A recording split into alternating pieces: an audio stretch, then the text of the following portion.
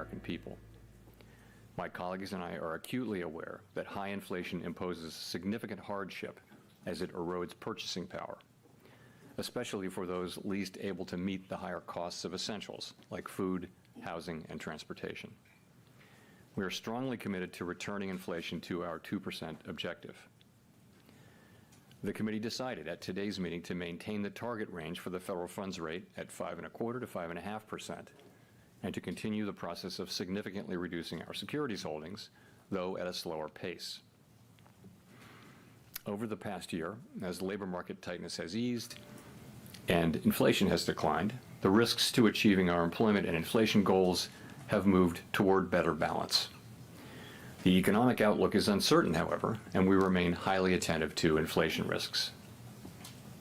We've stated that we do not expect that it will be appropriate to reduce the target range for the federal funds rate until we have gained greater confidence that inflation is moving sustainably toward 2%. So far this year, the data have not given us that greater confidence. In particular, and as I noted earlier, readings on inflation have come in above expectations.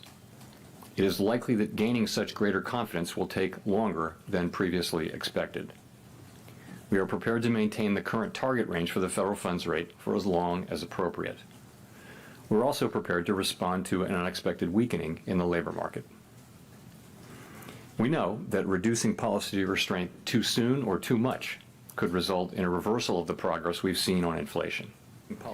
At the same time, reducing policy restraint too late or too little could unduly weaken economic activity and employment. In considering any adjustments to the target range for the federal funds rate, the committee will carefully assess incoming data, the evolving outlook, and the balance of risks. Policy is well positioned to deal with the risks and uncertainties that we face in pursuing both sides of our dual mandate.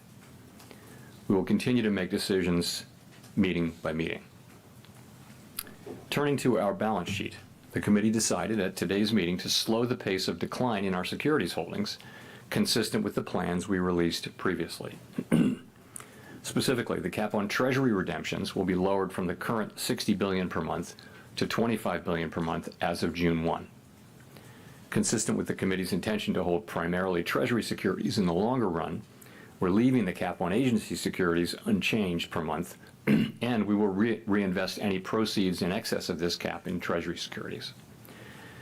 With principal payments on agency securities currently running at about $15 billion per month, total portfolio runoff will amount to roughly $40 billion per month.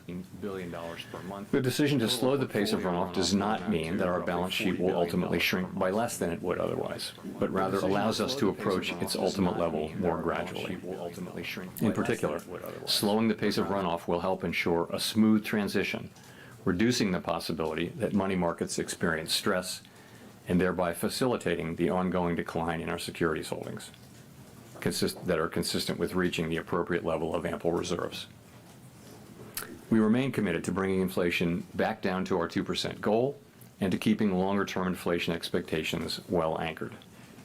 Restoring price stability is essential to set the stage for achieving maximum employment and stable prices over the longer run. To conclude, we understand that our actions affect communities, families, and businesses across the country. Everything we do is in service to our public mission. We at the Fed will do everything we can to achieve our maximum employment and price stability goals. Thank you. I look forward to your questions. Thank you. Howard Schneider with Reuters. A question to follow up, if I could. Do you consider the current policy rate still, are you confident that it's sufficiently restricted to get inflation back to 2%? So I do think the evidence shows, pretty clearly that policy is restrictive and is weighing on demand. And there are a few places I would point to for that. You can start with the labor market. So demand is still strong, the demand side of the labor market in particular, but it's cooled from its extremely high level of a couple of years ago. And you see that in job openings. You saw more evidence of that today in the JOLTS report, as you'll know. It's still higher than pre-pandemic, but it has been coming down both in the Indeed report and the JOLTS report. That's demand cooling.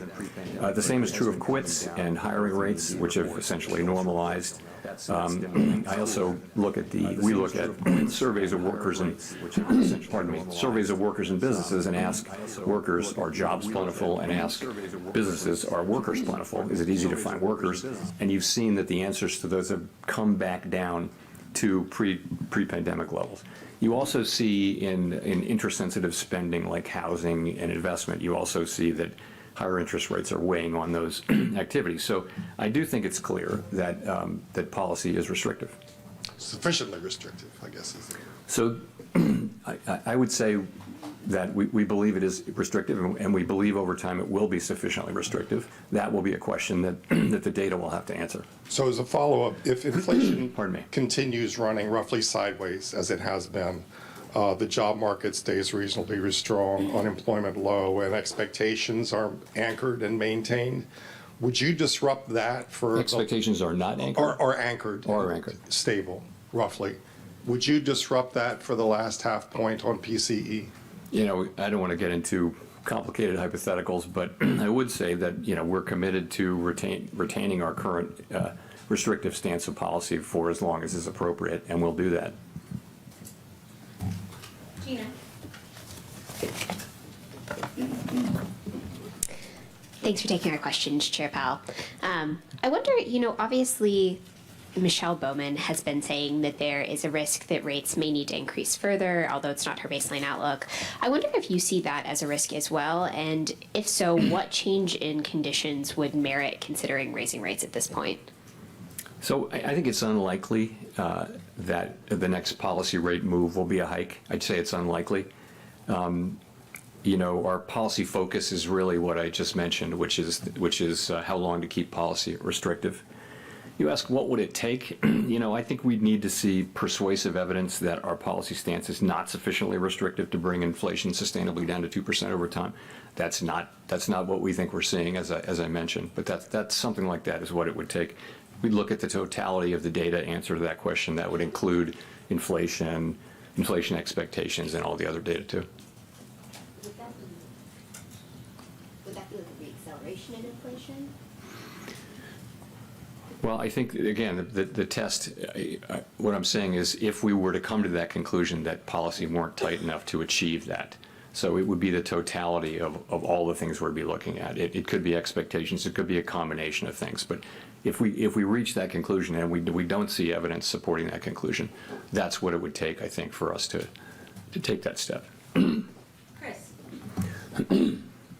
Thank you, Chris Rugaber at Associated Press.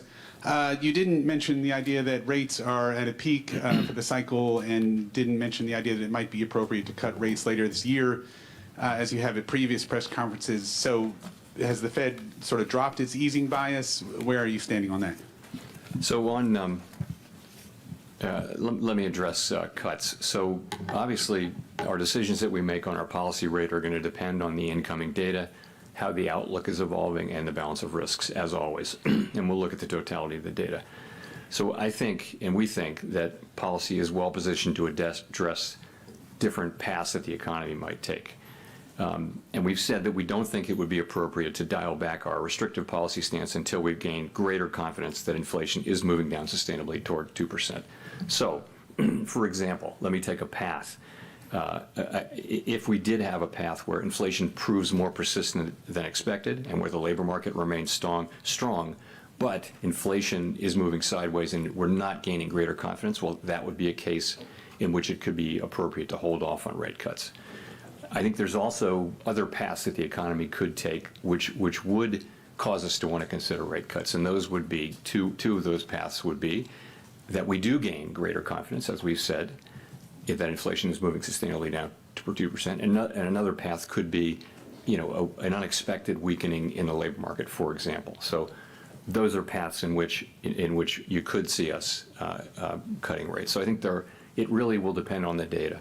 In terms of peak rate, you know, I think really it's the same question. I think the data will have to answer that question for us. Well, and could you just follow on the path where you might not cut? Is that, you mentioned that it would be inflation persistent. I mean, is inflation, would that be the key data in making that decision, or could you expand a bit more on that? Thank you. Again, it's we've set ourselves a test that for us to begin to reduce policy restriction, we'd want to be confident that inflation is moving sustainably down to 2%. And for sure, one of the things we'd be looking at is the performance of inflation. We'd also be looking at inflation expectations. We'd be looking at the whole story, but clearly incoming inflation data would be at the very heart of that decision. Nick.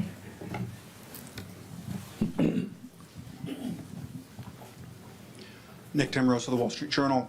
Chair Powell, to what extent has the easing in financial conditions since November contributed to the reacceleration in growth? And do you now expect a period of sustained tighter financial conditions will be needed to resume the sort of disinflation the economy saw last year?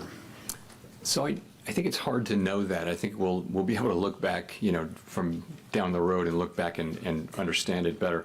If you look at, let's look at growth. Really, what we've seen so far this year in the first quarter is growth coming in about consistent with where it was last year. I know GDP came in lower, but you don't see an acceleration in growth. I mean, the thought would be that financial conditions loosened in December, and that caused an uptick in activity, and that caused inflation. Presumably, that's or tightening in the labor market.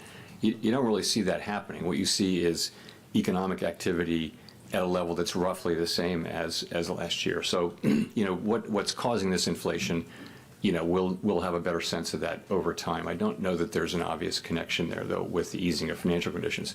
In terms of tightening, you're right. I mean, rates are certainly higher now and have been for some time than they were before the December meeting, and they're higher, and that's tighter financial conditions, and that's appropriate given what inflation has done in the first quarter. You've said in the past that stronger growth wouldn't necessarily preclude rate cuts. I wonder, would continued strength in the labor market change your view about the appropriate stance of policy if it was accompanied by signs that wage growth was reaccelerating? So I just want to be careful that we don't target wage growth or the labor market. And remember what we saw last year: very strong growth, a really tight labor market, and a historically fast decline in inflation. So and that's because we know there are two forces at work here. There's the unwinding of the pandemic-related supply side distortions and demand side distortions, and there's also monetary policy, restrictive monetary policy. So I wouldn't rule out that something like that can't continue. I wouldn't give up at this point on further things happening on the supply side, either because we do see that companies still report that there are supply side issues that they're facing, and also, even when the supply side issues are solved, it should take some time for that to affect economic activity and ultimately inflation. So there are still those things. So I don't like to say that either growth or a strong labor market in and of itself would automatically create problems on inflation, because of course it didn't do that last year. You ask about wages. We also don't target wages. We target price inflation. It is one of the inputs. The point with wages is, of course, we like everyone else like to see high wages, but we also want to see them not eaten up by high inflation. And that's really what we're trying to do, is to cool the economy and work with what's happening on the supply side to bring the economy back to 2% inflation. And part of that will probably be having wage increases move down incrementally toward levels that are more sustainable. Rachel. Hi, Chair Powell. Rachel Siegel from the Washington Post. Thanks for taking our questions. You talked about needing time to gain more confidence that inflation is sustainably moving back down to 2%. It's May now. Do you have time this year to cut 3 times, just given the calendar? Yeah, I'm not really thinking of it that way.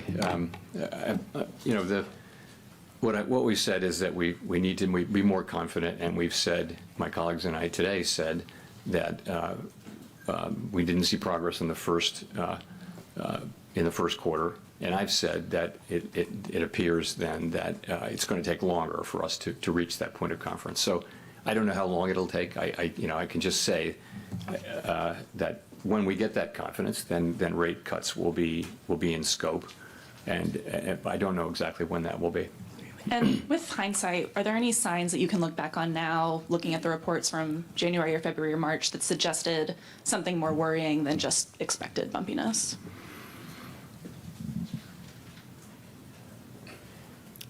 Not really. So I thought it was appropriate to reserve judgment until we had the full quarter's data, until we saw the March data. And so take a step back. What do we now see in the first quarter? We see strong economic activity. We see a strong labor market, and we see inflation. We see 3 inflation readings. So I think you're at a point there where you should take some signal. We don't like to react to 1 or 2 months' data, but this is a full quarter, and I think it's appropriate to take signal now, and we are taking signal. And the signal that we're taking is that it's likely to take longer for us to gain confidence that we are on a sustainable path down to 2% inflation. That's the signal that we're taking. Steve? Yeah, Mr. Chairman, if I could, Steve Leisman, CNBC, if I could follow up on that. What particular areas were sort of temporary or blips in the inflation data in the first quarter? And what's the dynamic by which you expect them to work out in the coming months and quarters? Yeah.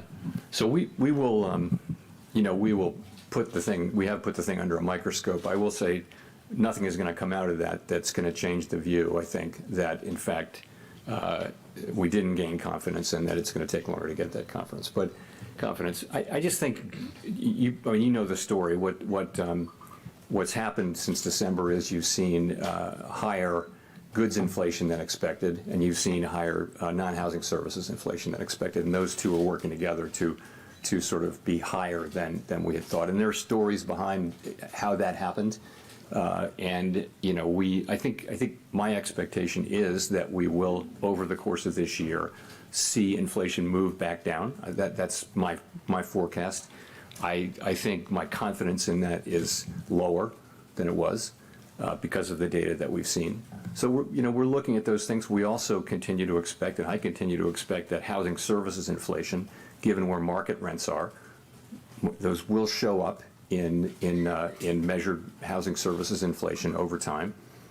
We believe that it will. It looks like that there are substantial lags between when lower market rates turned up and for new tenants, and when it shows up for existing tenants or for in-housing services.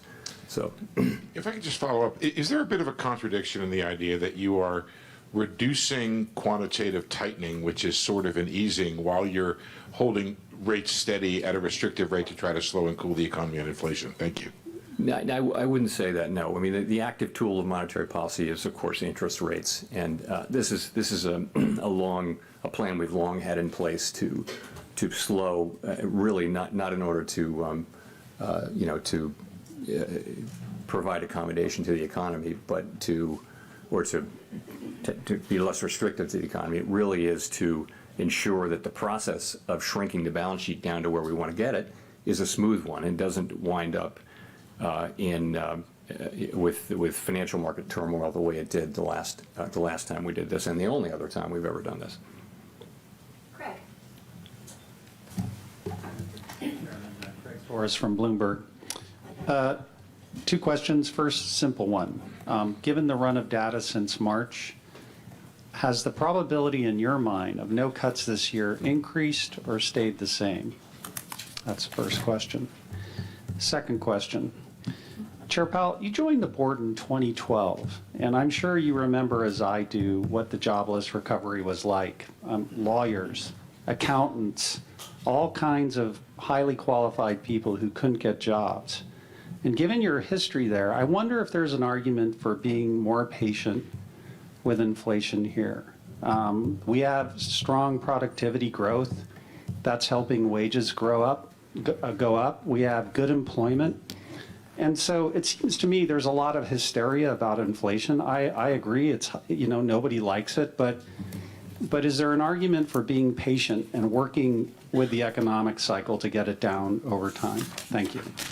So on your first question, I don't have a probability estimate for you, but all I can say is that, we've said that we didn't think it would be appropriate to cut until we were more confident that inflation was moving sustainably on 2%. Our confidence in that didn't increase in the first quarter, and in fact, What really happened was we came to the view that it will take longer to get that confidence. And I think I think it's the economy has been very hard for forecasters broadly to predict its path, but there are paths to not cutting, and there are paths to cutting. It's really going to depend on the data. In terms of the employment mandate, to your point, if you go back a couple of years, our sort of framework document says that when you look at the two mandate goals, and if one of them's further away from goal than the other, then you focus on that one. It's the time to get back there times the times how far it is from the goal, and that was clearly inflation. So our focus was very much on inflation, and this is what we referred to in the statement. As inflation has come down now to below 3% on a 12-month basis, it's become we're now focusing the other goal, the employment goal, now comes back in to focus, and so we are focusing on it. And that's how we think about that. Claire. Claire Jones, Financial Times. Thanks a lot for the opportunity to ask the questions. Just to go back to the answer before the previous one, it seemed to suggest that you think the likeliest path of inflation is one that's going to allow you to have a situation where rates are lower at the end of the year than they are right now. It'd be good if you could just confirm whether or not that's a correct reading. And the Q1 GDP print has led to some to start mentioning the term stagflation with respect to the US economy. Do you or anyone else on the FOMC think this is now a risk? Thank you. Yeah, I'm not dealing really in likelihoods. I think there are paths that the economy can take that would involve cuts, and there are paths that wouldn't. And I don't have great confidence in which of those paths. I think I would say my personal forecast is that we will begin to see further progress on inflation this year. I don't know that it will be sufficient. I don't know that it won't. I think we're going to have to let the data lead us on that. In terms of your question, your second question was stagflation. I guess I would say I was around for stagflation. And it was, 10% unemployment. It was high single digits inflation. Right now we have and very slow growth. So right now we have 3% growth, which is pretty solid growth, I would say, by any measure.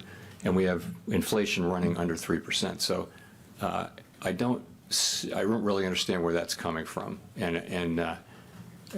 In addition, I would say, most forecasters, including our forecasting, was that last year's level of growth was very high, 3.4% in, I guess, the fourth quarter, and probably not going to be sustained and would come down. But that would be our forecast. That wouldn't be stagflation. That would still be to a very healthy level of growth. And of course, with inflation, we will return inflation to 2%. And that won't be, so I don't see the stag or the inflation, actually.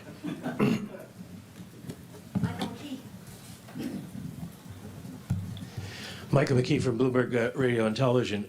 The vice chair of the FOMC said recently that he's willing to consider the idea that potential growth has moved up, and of course he's Mr. Potential Growth, our star. Do you share that view, and would that imply that maybe policy isn't tight enough? So I think I would take that question this way. We saw a year of very high productivity growth in 2023. And we saw a year of, I think, negative productivity growth in 2022. So I think it's hard to draw from the data. The question is, will productivity run? There are two questions. One is, will productivity run, persistently above its longer run trend? I don't think we know that. In terms of potential output, though, if that's a separate question. We've had what amounts to a significant increase in the potential output of the economy that's not about productivity. It was about having more labor, frankly, both through, in 2023, both through participation and also through immigration. So we're very much like other forecasters and economists getting our arms around what that means for potential output this year and next year, and last year for that matter too. So I think in that case, I think you really do have a significant increase in potential output, but you've also got, so you've got more supply, but those people also come in, they work, they have jobs, they spend, so you've also got demand. So it may be that you get more supply than you get demand at the beginning, but ultimately it should be neither inflationary nor disinflationary over a longer period. Well, you said earlier that at this point, you're not really considering rate increases. If growth is higher, but you're not considering rate increases, does that imply that you're more worried about causing the economy to slow too much than you are about inflation taking off again? No, I think we believe our policy stance is in a good place and is appropriate to the current situation. We believe it's restrictive, and our evidence for that I went over earlier. You see it in the labor market, you see it in inflation-sensitive spending, where demand has clearly come down a lot over the past few years, and that's more from monetary policy, whereas the supply side things that are happening are more on the supply side. So that's how I would think about it. Edward. Thank you, Mr. Chairman. Edward Lawrence from Fox Business. So GDP growth is about 2%. Inflation, employment is about 4%. It feels a lot like a steady state, and we have 3% inflation. So if the data remains the same that you're seeing, and I know you said you don't see a rate hike, but it stands to reason that you would need a rate hike to get from 3 to 2% inflation. So was there any discussion about a rate hike in today's meeting? And are you satisfied with 3% inflation for the rest of the year? Well, of course, we're not satisfied with 3% inflation. 3% can't be in a sentence with satisfied. So we will return inflation to 2% over time, but over time. And we think our policy stance is appropriate to do that. So if we were to conclude that policy is not sufficiently restrictive to bring inflation sustainably down to 2%, then that would be what it would take for us to want to increase rates. We don't see that. We don't see evidence for that. So that's where we are. Was there a discussion about a rate hike at all? So the policy focus has really been on what to do about holding the current level of restriction. That's part of the policy. That's where the policy discussion was in the meeting. Yeah, I wanted to follow on the 3%. Is there a time frame of persistent inflation that would trigger a rate hike? There isn't any rule. You can't look to a rule. These are going to be judgment calls. Clearly, restrictive monetary policy needs more time to do its job. That is pretty clear based on what we're seeing. How long that will take and how patient we should be, it's going to depend on the totality of the data, how the outlook evolves. Victoria. Hi, Victoria Guido with Politico.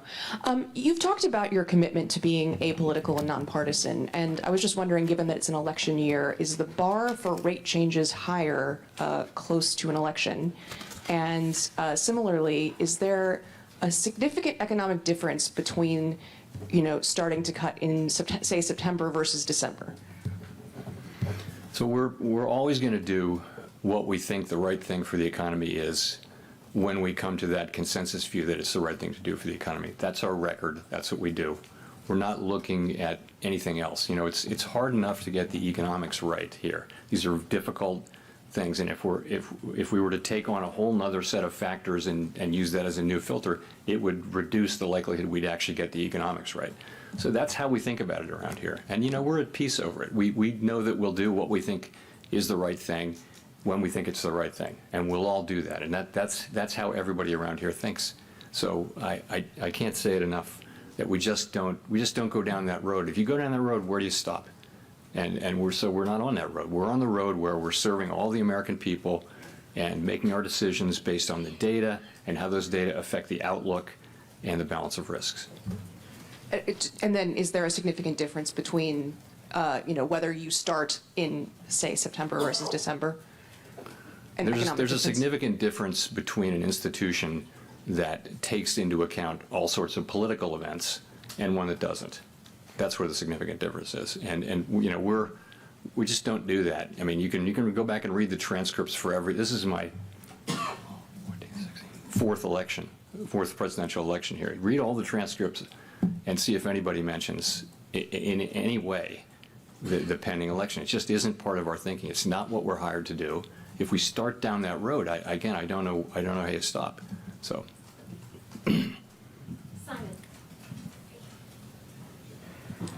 Thank you, Chair Powell. Question about the labor market. You've mentioned a few times that the labor market is normalizing. Certainly today's JOLTS data suggested that things are kind of getting back to pre-pandemic levels.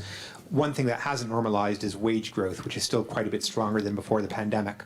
I wonder if you can share your analysis of why that's happening. Is it a lagging indicator or something else going on?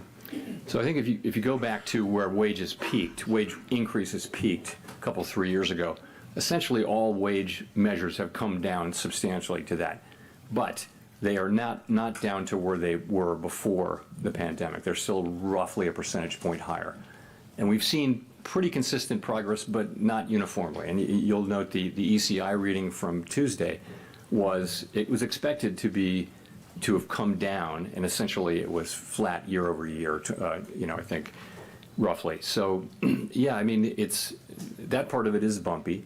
And again, we don't target wage increases, but in the longer run, if you have wage increases running higher than productivity would warrant, and then there will be inflationary pressures.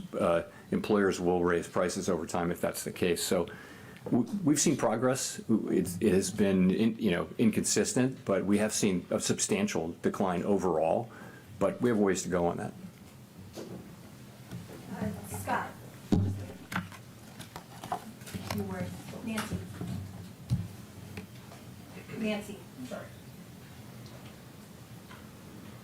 Hey, Chair Powell, Nancy Marshall-Genzer from Marketplace. You mentioned consumers, and consumers are feeling the weight of interest rates right now. Mortgage rates are up, as are rates for car loans, credit cards. People looking to borrow are very discouraged. That's reflected in their views on the economy. What would you say to them? Well, the thing that hurts everybody, and particularly people in the lower income brackets, is inflation. If you're a person who's living paycheck to paycheck, and suddenly all the things you buy, the fundamentals of life go up in price, you are in trouble right away. And so with those people in mind in particular, what we're doing is we're using our tools to bring down inflation. It will take some time, but we will succeed, and we will bring inflation back down to 2%, and then people won't have to worry about it again. That's what we're doing, and we know that it's painful and inconvenient, but the dividends will be paid will be very large, and everyone will share in those dividends. And we've made quite a lot of progress if you can think about it. I think headline core PCE peaked at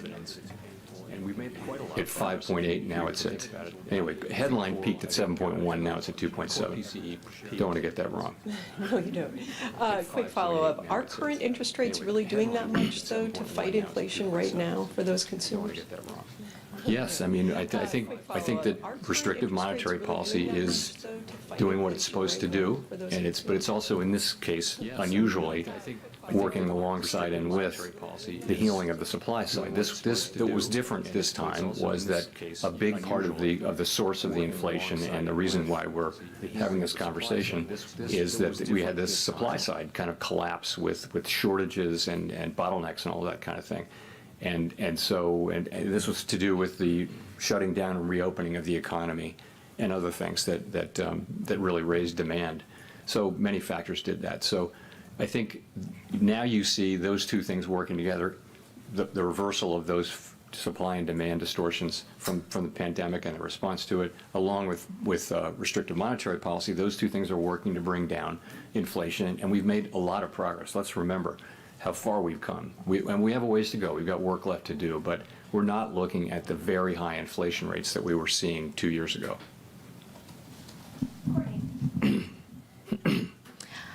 Courtney Brown from Axios. Thanks for taking our questions, Chair Powell. I wanted to follow up on something you mentioned earlier on housing inflation. There's kind of been this long-awaited disinflation in shelter that still hasn't arrived. So I guess two questions.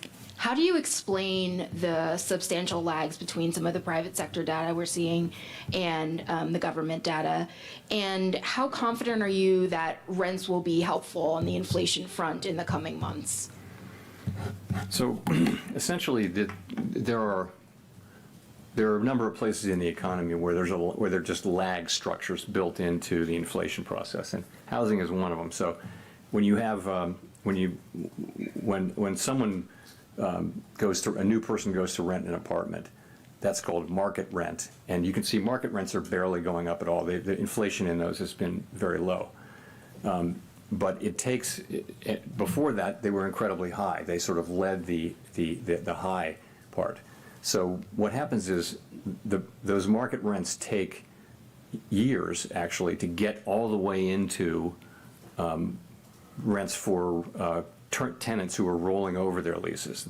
Landlords don't tend to charge as much of an increase to a rollover tenant for whatever reason. And what that does is it builds up a sort of an unrealized portion of increases when there have been big increases. And what happens is, it's complicated, but the story is it just takes some time for that to get in. Now, I am confident that as long as market rents remain low, this is going to show up in measured inflation, assuming that market rents do remain low. What will be the exact timing of it? I think we've learned that the lags are longer. We now think significantly longer than we thought at the beginning. And so confident that it will come, but not so confident in the timing of it. But yes, I expect that this will happen. Thanks. Nick Jasinski. Thank you, Chair Powell, for taking the questions. This is Nicholas Jasinski from Barron's Magazine. It seems that over the past 3 or 4 years, economies and central banks in developed markets at least have been on more or less the same trajectory, easing during the pandemic, fighting inflation with restrictive policy on the way out. Feels like that may be ending in 2024 based on some of the economic data from Europe and the US and Japan and statements from those central banks as well. So my question is, what considerations or risks does a period of more divergent global economic trajectories and central bank policies present for the FOMC? So you're right. I think that may happen, and you know that we all serve domestic mandates, right? So I think the difference between the United States and other countries that are now considering rate cuts is that they're just not having the kind of growth we're having. Their inflation is performing about like ours, or maybe a little better, but they're not experiencing the kind of growth we're experiencing. So we actually have the luxury of having strong growth and a strong labor market, very low unemployment, high job creation, and all of that. And we can be patient, and we'll be careful and cautious as we approach the decision to cut rates, whereas I think other jurisdictions may go before that. In terms of the implications, I think obviously markets see it coming. It's priced in now, and so I think the markets and economies can adapt to it. And I think we haven't seen, in addition, for the emerging market economies, we haven't seen the kind of turmoil that was more frequent 20 years ago, 30 years ago. And that's, I think, partly because emerging market countries, many of them have much better monetary policy frameworks, much more credibility on inflation. And so they're navigating this pretty well this time. Jennifer. Thank you, Chair Powell. Jennifer Schonberger with Yahoo Finance. You sort of backed away from the notion that the economy would need to encounter pain for inflation to come back down. But given sticky inflation data in the first quarter, can disinflation still happen along a relatively painless path for the economy, or is some softening in the labor market and the economy likely needed to bring inflation back down? So you're right. I think we thought, and most people thought there would have to be probably significant dislocations somewhere in the economy, perhaps the labor market, to get inflation all the way down from the very high levels it was at the beginning of this episode. That didn't happen. That's a tremendous result. We're very, of course, gratified and pleased that hasn't happened. And if you look at the dynamics that enabled that, it really was that so much of the gain was from the unwinding of things that weren't to do with monetary policy, but the unwinding of the distortions to the economy, supply side problems, and also some demand issues as well. The unwinding of those really helped inflation come down. Now, as I've said, I'm not giving up on that. So I think it is possible that those forces will still work to help us bring inflation down. We can't be guaranteed that that's true, though. And so we're trying to use our tools in a way that keeps the labor market strong and the economy strong, but also helps bring inflation back down to 2% sustainably. We will bring inflation down to 2% sustainably. We hope we can do it without significant dislocations in the labor market or elsewhere. And speaking of dislocations in the labor market, in terms of cutting, you said if there were weakness in the job market, that could be a reason to cut rates. So if the unemployment rate were to tick above 4%, but inflation not back down to your 2% target, how would you look at that? Would the unemployment rate popping back above 4% catch your attention? I said an unexpected weakening is the way I characterize it. So, and I'm not going to try to define exactly what I mean by that, but it'd have to be meaningful and get our attention and lead us to think that the labor market was really significantly weakening for us to want to react to it. A couple of tenths in the unemployment rate would probably not do that, but it would be a broader thing that would suggest that it would be appropriate to consider cutting. And I think whether you decide to cut will depend on all the facts and circumstances, not just that one. Chair Powell, thanks for taking the question. Kyle Campbell with American Banker. You've said that broad and material changes are needed for the Basel III endgame proposal, and you've mentioned that a reproposal is something that's on the table. As you've had more time to sort of sit with the public commentary, process that, and understand the options available to you, do you have a better sense of whether a reproposal will be necessary? And do you have a timeline in mind for when some sort of movement will be made on that front, either a reproposal or a move to finalize? So let me start by saying that the Fed is committed to, completing this process and carrying out Basel III endgame in a way that's faithful to Basel and also comparable to what the other large comparable jurisdictions are doing. We haven't made any decisions on policy or on process at all. No decisions have been made. I'll say again, though, if we conclude that reproposal is appropriate, we won't hesitate to insist on that. And then do you need to resolve issues with the capital proposal in order to advance other parts of the regulatory agenda, or do you expect to continue to make progress on those other agenda items? There's no mechanical rule in place there, but I would say that the Basel III process is by far the most important thing, and really is, I think, occupying us at this time in terms of what we're moving ahead with. Let's go to Mark for the last question. Thank you, Mark Hamrick with Bankrate. Mr. Chairman, what can you tell us about the approach that you take with your role in the sense of trying to achieve consensus, which you recently identified as a priority, while allowing for a range of views or even dissent?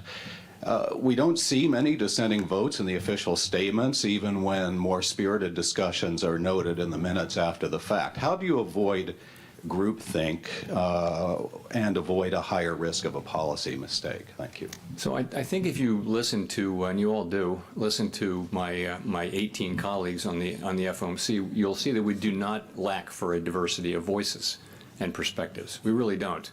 And it's one of the great aspects of the Federal Reserve System. We have 12 reserve banks around the country where they have their own economic staff, not the people who work here at the board. They're different people, and so each reserve bank has its own culture around monetary policy and its own approach and that kind of thing. It guarantees you a diversity of perspectives. So I think that the perspectives are very diverse, but and in terms of dissents,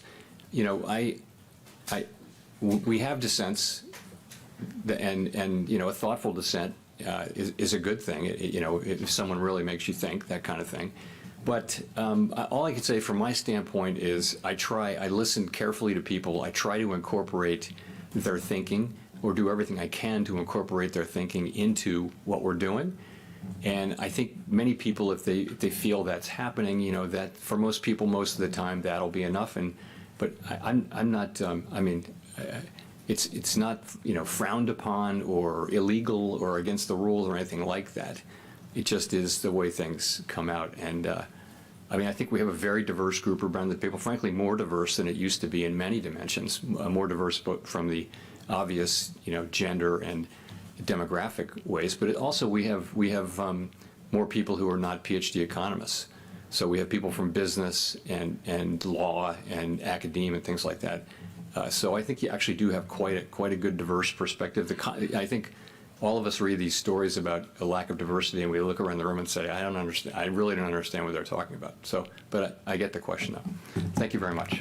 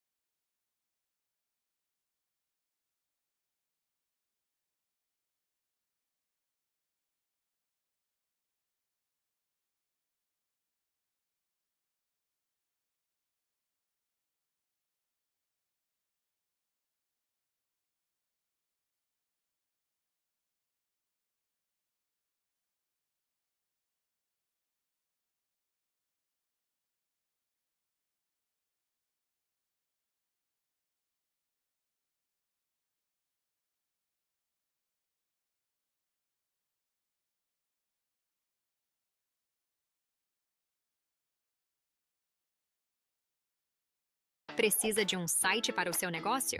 Com inita.com, você pode tê-lo pronto em menos de... Same time, same place for the next Federal Reserve decision.